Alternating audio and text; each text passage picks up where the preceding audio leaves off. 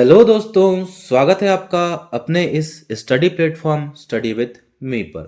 दोस्तों, आज की जो हमारी क्लास होने वाली है वह फिजिक्स के भौतिकी के बहुत ही इम्पोर्टेंट टॉपिक पर होने वाली है दोस्तों। जो होने वाला है हमारा वर्क, एनर्जी एंड पावर, कार्य, ऊर्जा और शक्ति। दोस्तों, जैसा कि आप सभी विद्यार्थियों को ज्ञात होगा दोस्तों कि वर्क, एनर्जी एंड पावर से सभी प्रतियोगी परीक्षाओं में बहुत ही ज़्यादा क्वेश्चन आपको देखने को मिलते हैं। तो दोस्तों, इस एक छोटी सी वीडियो में हम वर्क, एनर्जी एंड पावर को डिस्कस करने वाले हैं। बहुत ही सरल तरीके से पढ़ने वाले हैं दोस्तों। तो आप सभी विद्यार्थियों को वीडियो में अंत तक बने रहना है। और जो भी विद्यार्थी हमारे इस प्लेटफॉर्म पर पहली बार विजिट कर रहा है वह प्लीज़ चैनल को सब्सक्राइब करना ना भूले, जिससे इस तरीके की और भी उपयोगी वीडियो की नोटिफिकेशन आप सभी तक पहुंच सके। तो आइए हम स्टार्ट करेंगे आज का ये सेशन। और जैसा कि आप सभी विद्यार्थियों को थंबनेल से दिख ज्ञात हुआ होगा दोस्तों कि यह हमारा वर्क, एनर्जी एंड पावर का पार्ट 1 होने वाला है दोस्तों, जिसमें हम वर्क को डिस्कस करने वाले हैं दोस्तों। कार्य को बहुत ही अच्छी तरीके से हम इस एक छोटी सी वीडियो में समझने वाले हैं। तो आपको बिना स्किप करे वीडियो में अंत तक बने रहना है। तो आइए स्टार्ट करेंगे हम आज का ये सेशन, जिसमें हम देखने वाले हैं दोस्तों वर्क। तो दोस्तों, अगर हम बात करें वर्क की, कार्य की, तो कार्य होता क्या है दोस्तों। अगर मैं आपसे बोलूं कि वर्क कार्य है क्या, तो दैनिक जीवन में दोस्तों, जैसे कि मैं आपको पढ़ा रहा हूँ, आप पढ़ रहे हैं, तो दोस्तों मैं जो पढ़ाने का काम कर रहा हूँ तो इसे भी हम क्या बोल सकते हैं, कार्य। आप पढ़ रहे हैं दोस्तों तो यह भी एक तरीके से क्या हो गया, यह भी आपका कार्य हो गया दोस्तों। अगर आप लिख रहे हैं, आप दैनिक जीवन में कुछ भी कर रहे हैं दोस्तों, तो वो सभी क्या हो जाता है, आपका कार्य हो जाता है। जैसे पढ़ना, लिखना, खेलना, कूदना, गाड़ी चलाना, जो भी आप कर रहे हैं दोस्तों दैनिक जीवन में, जो भी आपकी गतिविधि हो रही है उसे ही हम क्या बोल देते हैं, कार्य बोल देते हैं। लेकिन दोस्तों, अगर मैं बात करूं फिजिक्स की, भौतिकी की, तो कार्य की परिभाषा आपको बिल्कुल ही अलग देखने को मिलेगी दोस्तों। तो आइए देखते हैं हम कि फिजिक्स में आखिर कार्य होता क्या है दोस्तों। तो दोस्तों, अगर हम बात करें फिजिक्स में कार्य की, तो वस्तु पर बल लगाकर, दोस्तों माना आपने किसी वस्तु पर बल लगाया और उसकी दिशा या आकार में आपने क्या कर दिया दोस्तों, परिवर्तन कर दिया। आपने बल लगाकर उस वस्तु की दिशा में, आकार में परिवर्तन किया दोस्तों, तो यह जो क्रिया संपन्न होती है दोस्तों, उसे ही क्या बोला जाता है, कार्य बोला जाता है दोस्तों। जैसे आपने किसी वस्तु पर बल लगाया और वह वस्तु क्या हो गई दोस्तों, विस्थापित हो गई, तो ये आपने क्या किया दोस्तों, कार्य किया। यदि आपने किसी वस्तु पर बल लगाया और उसके आकार में आपने परिवर्तन ला दिया, तो ये भी क्या हो गया दोस्तों, आपका कार्य हो गया दोस्तों। तो इसे ही हम क्या बोलेंगे, कार्य। तो दोस्तों, अन्य परिभाषा देखें हम, तो बल तथा बल की दिशा में वस्तु के विस्थापन के गुणनफल को ही क्या बोला जाता है दोस्तों, कार्य बोला जाता है। दोस्तों, क्या बोला मैंने कि वस्तु पर किए गए कार्य, जो आपने बल लगाया दोस्तों, लगाए गए बल तथा बल की दिशा में विस्थापन के गुणनफल को क्या बोलते हैं दोस्तों, कार्य। अगर हम कार्य का फॉर्मूला देखें दोस्तों, तो क्या बोला मैंने, जो कार्य होगा दोस्तों, क्या कार्य क्या होगा दोस्तों, कार्य जो होगा दोस्तों, कार्य को डिनोट करते हैं हम वर्क को W से। तो W जो होगा दोस्तों किसके बराबर होगा, बल गुणित बल की दिशा में लगाए गए विस्थापन को ही क्या बोलेंगे दोस्तों, इसे ही हम बोलेंगे क्या, कार्य। तो दोस्तों, कार्य एक कैसी राशि हो जाती है, कार्य एक अदिश राशि हो जाती है दोस्तों। कार्य में आपको सिर्फ परिमाण बताने की आवश्यकता है दोस्तों, दिशा बताने की आवश्यकता नहीं है। तो इसे हम क्या बोलेंगे दोस्तों, इसे हम बोलेंगे अदिश राशि। दोस्तों, अगर हम बात करें कार्य की, तो बल इंटू विस्थापन दोनों ही सदिश राशि हो जाते हैं दोस्तों, और दोनों सदिश राशियों का गुणनफल होने के बावजूद भी आपका जो कार्य हो जाता है वह आपका क्या हो जाता है दोस्तों, एक अदिश राशि हो जाता है। तो ये जो पॉइंट मैंने आपको बताया, ये आपको अच्छी तरीके से नोट करना है और याद करना है दोस्तों, क्योंकि क्वेश्चन यहीं से आपको देखने को मिलेंगे। तो दोस्तों, हमने क्या देखा कि कार्य आखिर होता क्या है, बल और बल की दिशा में विस्थापन को ही कार्य बोला जाता है दोस्तों। अगला पॉइंट देखेंगे। अगला पॉइंट है दोस्तों, यदि बल तथा विस्थापन, बल को दोस्तों डिनोट करते हैं F से और विस्थापन को डिनोट करते हैं दोस्तों S से।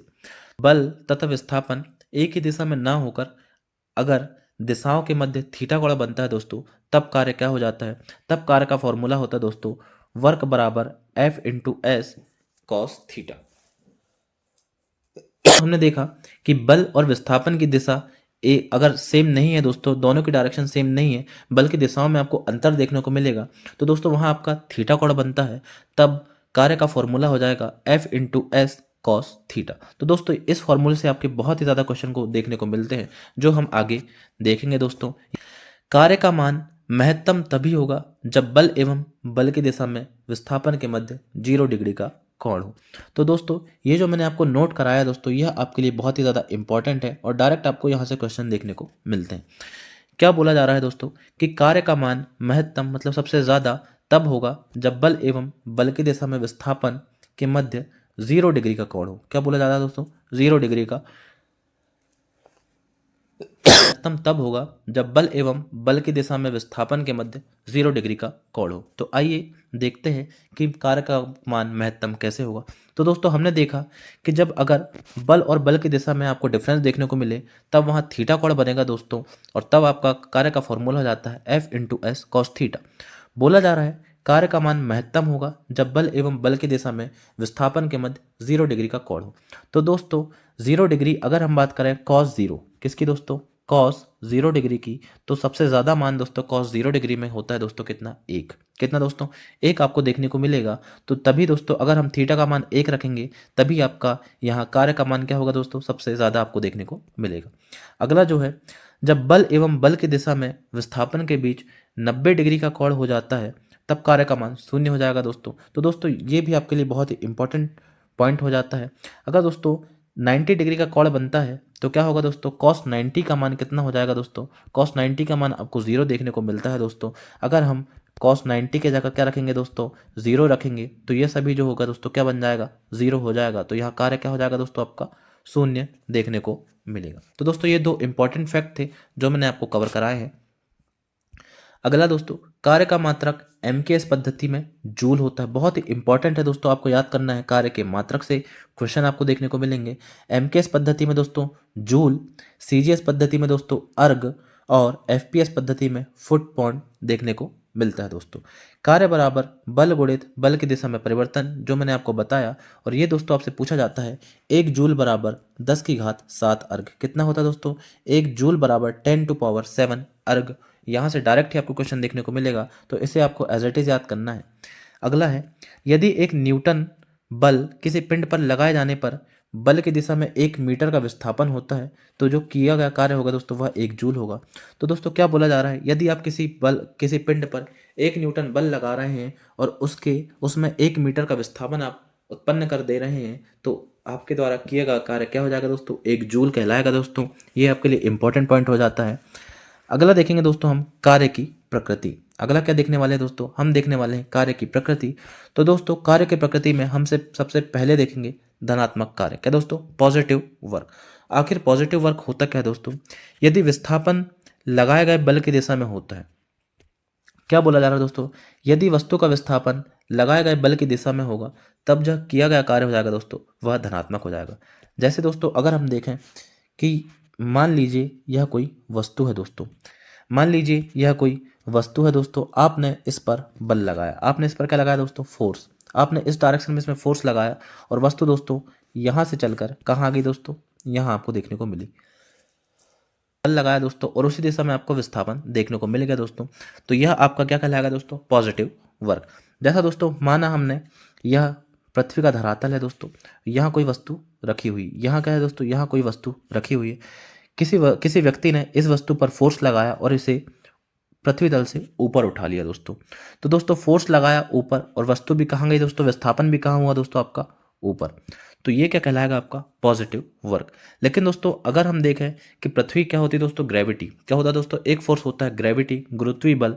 तो दोस्तों गुरुत्वीय बल हमेशा गुरुत्व धरातल की ओर लगता है दोस्तों। तो दोस्तों जो ग्रेविटी होगी वस्तु पर फोर्स लगाएगी कहाँ, नीचे की ओर, लेकिन वस्तु कहाँ जा रही है दोस्तों, ऊपर की ओर। तो जो विस्थापन हो रहा है दोस्तों वह आपके ग्रेविटी के विरुद्ध देखने को मिलेगा। तो ग्रेविटी के विरुद्ध यह कार्य क्या कहलाएगा दोस्तों, यह कहलाएगा नेगेटिव। तो दोस्तों सबसे पहले हम देखेंगे धनात्मक कार्य को। तो धनात्मक कार्य मैंने आपको बताया कि यदि विस्थापन बल की दिशा में होता है तो वह आपका धनात्मक होगा दोस्तों। एग्जाम्पल, यदि कोई व्यक्ति किसी पिंड को पृथ्वी सतह से ऊपर उठाता है तो व्यक्ति द्वारा किया गया कार्य धनात्मक होगा। तो वही मैंने आपको बताया दोस्तों, माना कि यह एक धरातल है, यहाँ कोई वस्तु रखी हुई है। तो दोस्तों यह धरातल में रखी थी, किसी व्यक्ति ने इसे पृथ्वी सतह से ऊपर उठाया दोस्तों। कहाँ उठाया, ऊपर उठाया, और अब यह वस्तु यहाँ आपको देखने को मिलेगी। तो दोस्तों फोर्स लगा आपके सतह की ऊपर की ओर और विस्थापन भी कहाँ हुआ दोस्तों, सतह के ऊपर की ओर। तो यह जो व्यक्ति द्वारा लगाया गया कार्य होगा दोस्तों, किया गया कार्य, वह क्या होगा दोस्तों, पॉजिटिव होगा, धनात्मक होगा। अगला ऋणात्मक कार्य। यदि विस्थापन बल की दिशा के विपरीत होता दोस्तों, क्या विस्थापन आपको अगर बल की दिशा के विपरीत देखने को मिलेगा तो वह जो किया गया कार्य होगा दोस्तों वह ऋणात्मक होगा। एग्जाम्पल, यदि कोई व्यक्ति किसी पिंड को पृथ्वी की सतह से ऊपर उठाता है तब गुरुत्वीय बल द्वारा किया गया कार्य जो होगा दोस्तों वह ऋणात्मक होगा।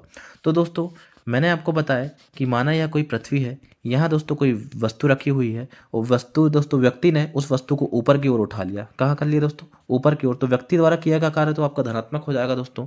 लेकिन ग्रेविटी वस्तु को नीचे की ओर खींच रही है दोस्तों, तो बल कहाँ लग रहा है दोस्तों? नीचे, लेकिन विस्थापन हो रहा है आपका ऊपर। तो दोस्तों जो ग्रेविटी द्वारा किया गया कार्य होगा वह क्या कहलाएगा दोस्तों? वह हो जाएगा आपका ऋणात्मक। आशा है दोस्तों आपको ऋणात्मक कार्य धनात्मक कार्य समझ में आया होगा।